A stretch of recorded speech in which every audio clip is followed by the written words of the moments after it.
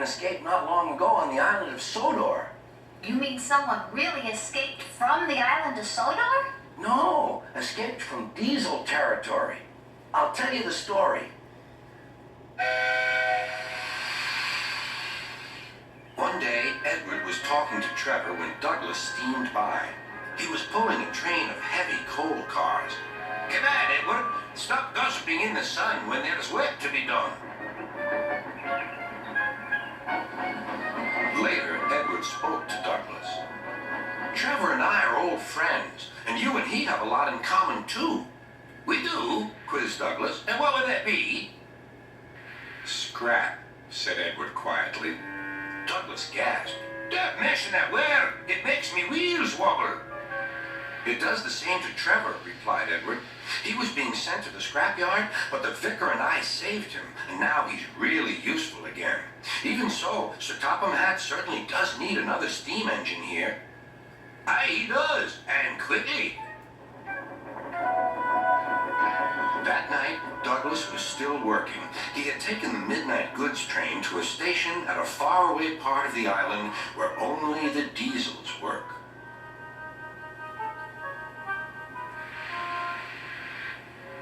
He was just shunting, ready for his return journey, when...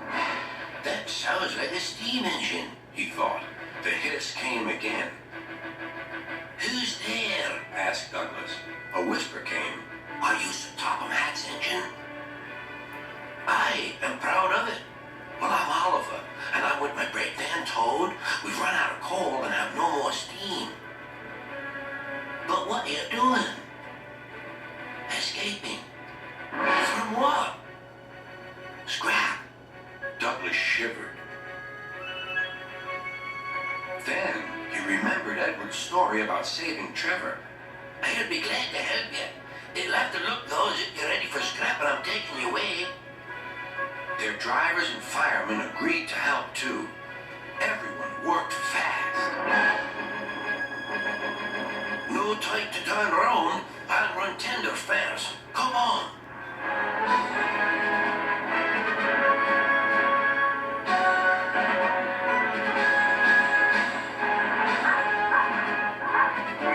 But before they could clear the station, they were stopped.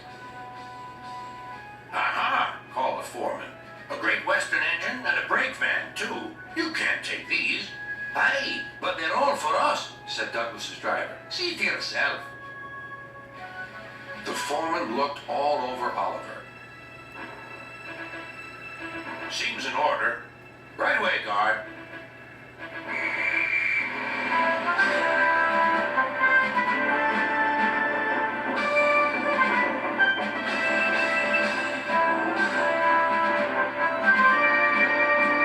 "That was a near thing."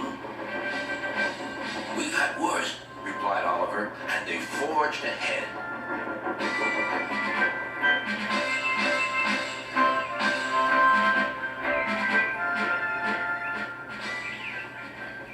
It was daylight when their journey ended. "We're home!" cried Douglas. "Shh," said his driver.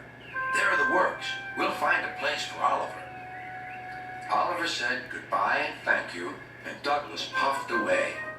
The next day, Douglas told the other engines all about Oliver. "Sir Topham Hatt will have to know," said James. "Douglas should tell him at once," added Gordon. "Well, here he is," said a voice. "Now what's this all about?" "Beg pardon, sir, but we do need another engine." "Yes, sir," ventured Gordon. "A steam engine, sir." "Well, unless one is saved from scrap, there's little hope." "But, sir, one has." "Yes, indeed. And thanks to you, Douglas, he is now at our works. Oliver is just what we need for Duck's branch line." Everyone cheered. Now Oliver and Toad are mended and painted in full Great Western colors. Duck and Oliver are happy on their branch line. The others laughed at first and called it the Little Western. Duck and Oliver were delighted, and so the Little Western it will always be. Wow, what a close call for Oliver. That was really a scary story, Mr. Conductor.